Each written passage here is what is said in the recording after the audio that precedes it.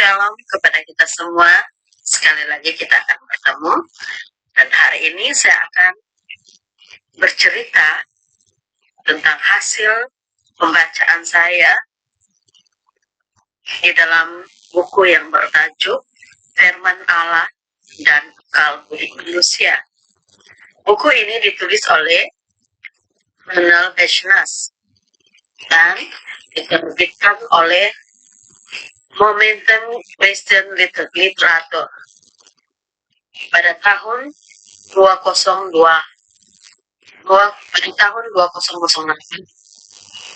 Muka surat sebanyak 187.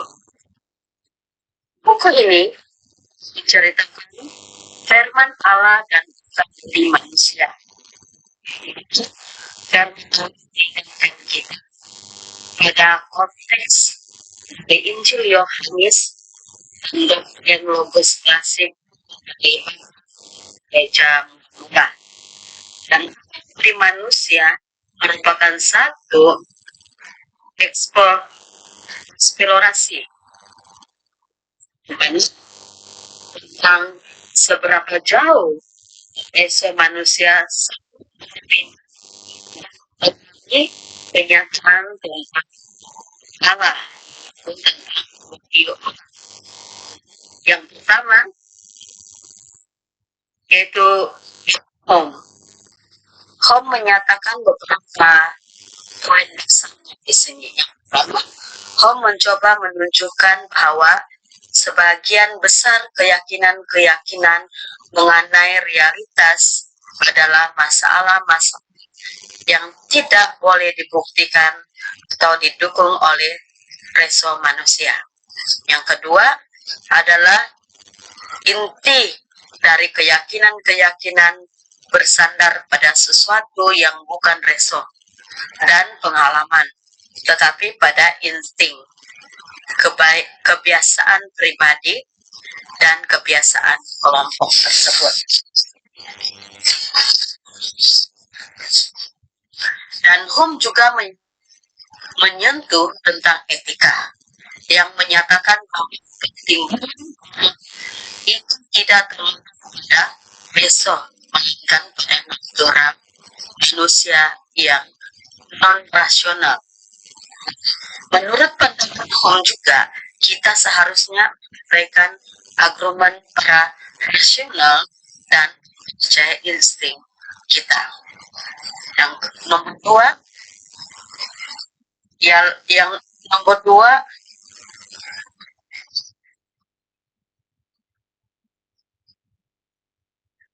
anatomy teologi dari Kenneth hingga Rachel,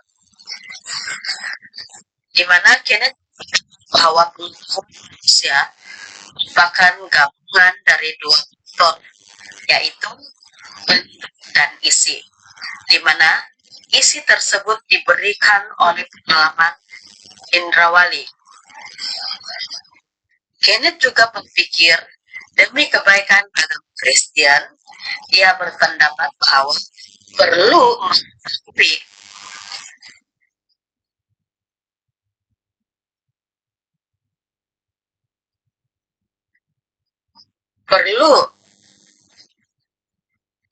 Kenneth juga berpikir demi kebaikan agama Kristen, dia berpendapat bahwa perlu pengetahuan demi untuk memberi ruang bagi iman.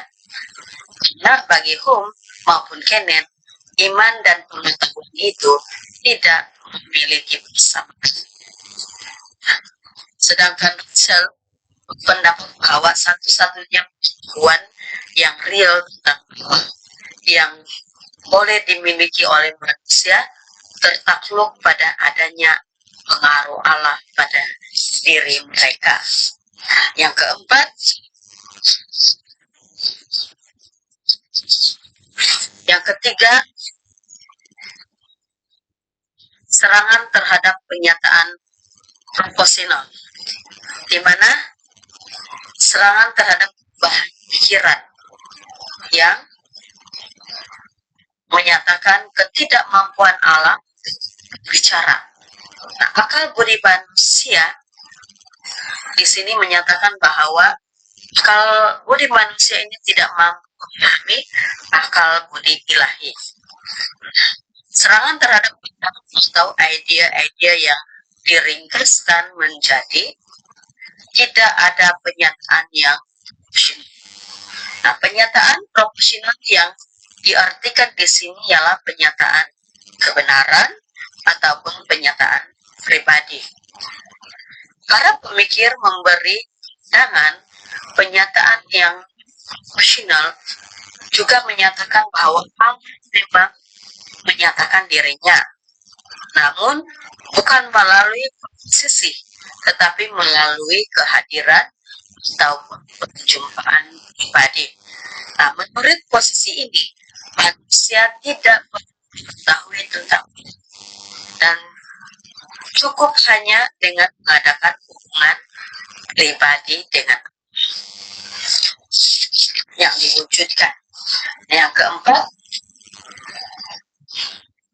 pembelaan atas penyataan. Nah, di sini menekankan bahwa pengenalan pribadi akan Allah tidak bertentangan dengan pengetahuan proporsional Allah. Dan yang kelima, salingan singkat namun penting, di mana sejarah dan perkembangan dari klaim yang menyatakan bahwa apapun penyataan atau firman Allah itu, yang pasti itu bukanlah sekadar penyampaian informasi.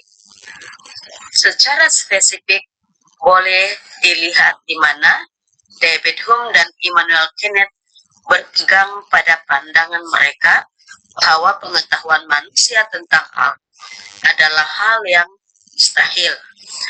Gereja mula-mula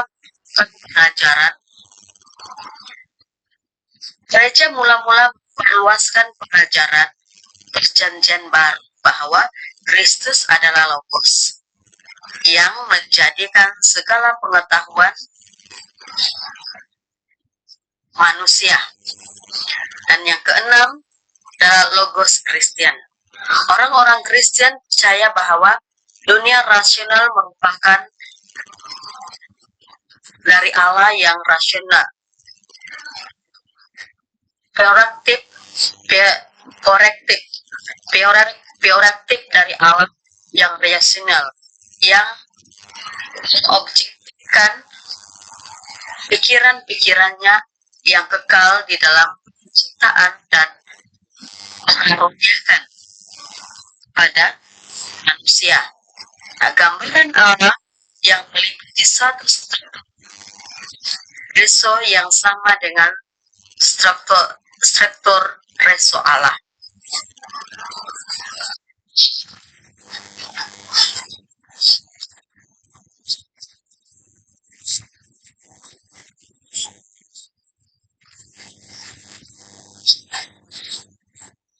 Dan yang ketujuh,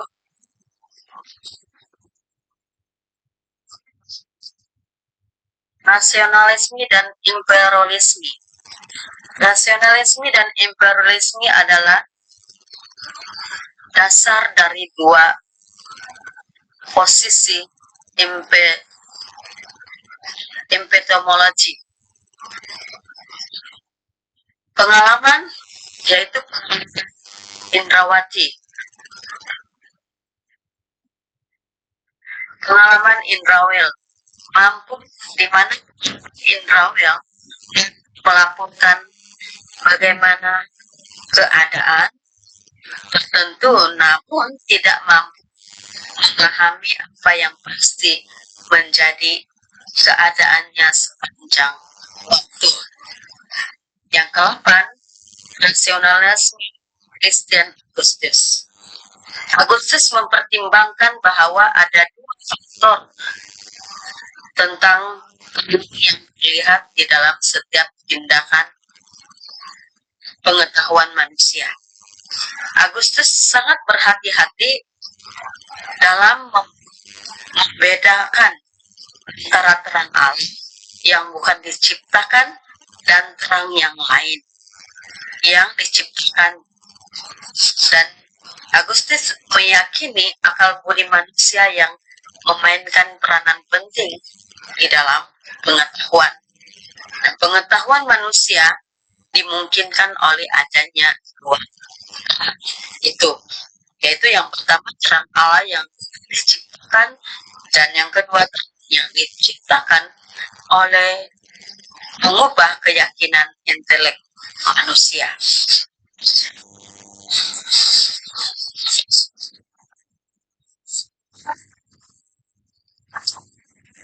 Pengetahuan manusia dapat dianggapi sebagai refleks dari kebenaran yang berasal dari reso Allah.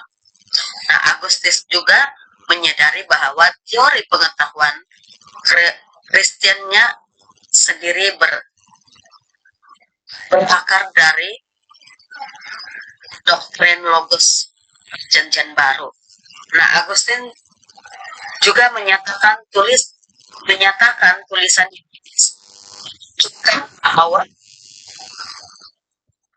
jiwa yang rasional dan intelektual tidak boleh menjadi dirinya sendiri, tetapi harus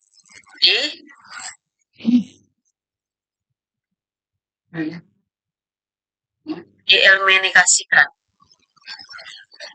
oleh terang yang sejati.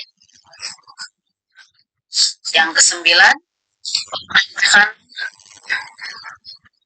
religius melawan logika, di mana pembahasan ini yang semestinya di pembahasan ini mengenai yang semestinya bagi resol di mana agama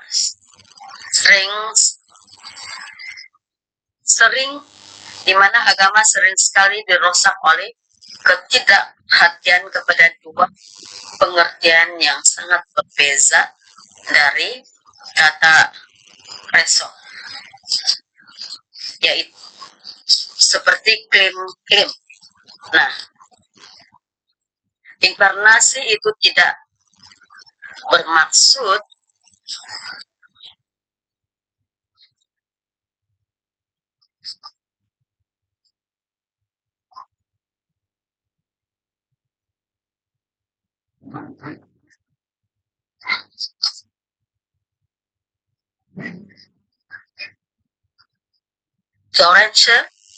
Teorense mengklaim bahwa ada perbedaan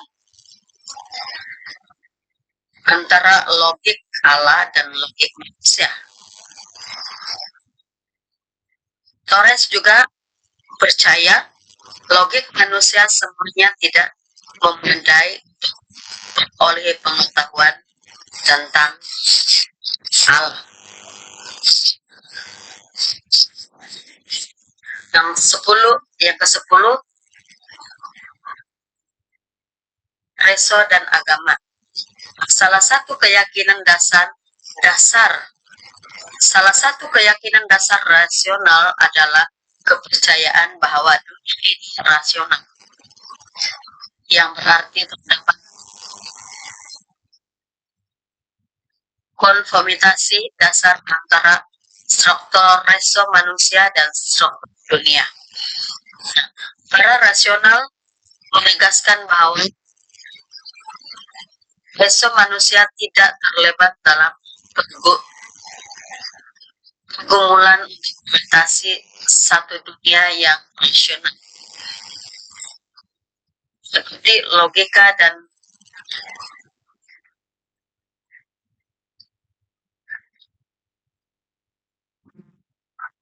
logos Allah dan logos manusia. Logos Allah, logos manusia, dan logos manusia boleh sama-sama masuk ke dalam satu rancangan hukum yang memungkinkan manusia tentang dunia yang Allah ciptakan dan penyataan kebenaran yang telah Allah komunikasikan. Nah, teori-teori yang menyangkal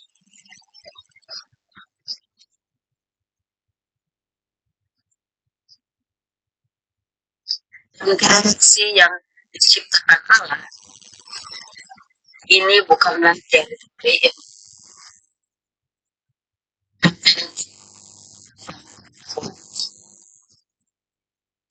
teori-teori yang bakal esentif yang diciptakan Allah ini tentang pengetahuan.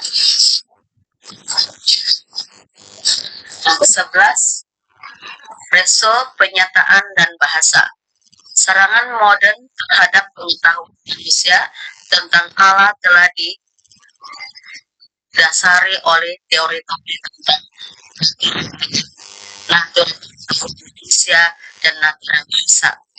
Tapi bagaimanapun Kristen boleh mengembangkan teori bahasa yang konsisten dengan proposisi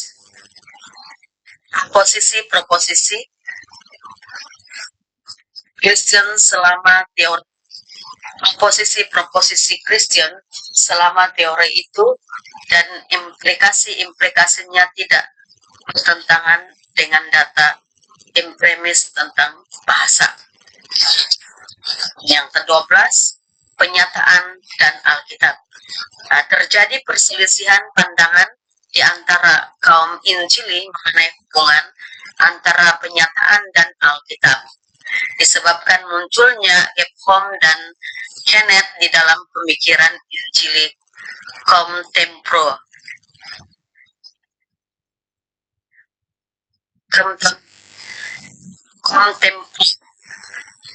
Seperti kaum Injili, di mana kaum Injili memiliki doktrin tentang penyataan yang kombinatif. Kaum Injili juga tidak dapat memberi penjelasan yang jelas mengenai hubungan antara penyataan dan Alkitab disebabkan mereka menolak doktrin Lukas dan tidak mempunyai keyakinan yang pasti terhadap kemampuan Allah untuk mengaplikasikan kebenaran posisional pada akal budi manusia. Nah, akal budi yang seperti papan tulis kosong tidak boleh mengetahui apapun. Pengetahuan manusia tentang apapun tergantung pada kepemilikan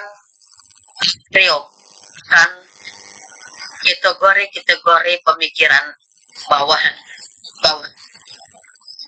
Kategori ini diciptakan suatu faktor yang menjamin bahwa faktor pengenalan manusia sesuai dengan reso ilahi.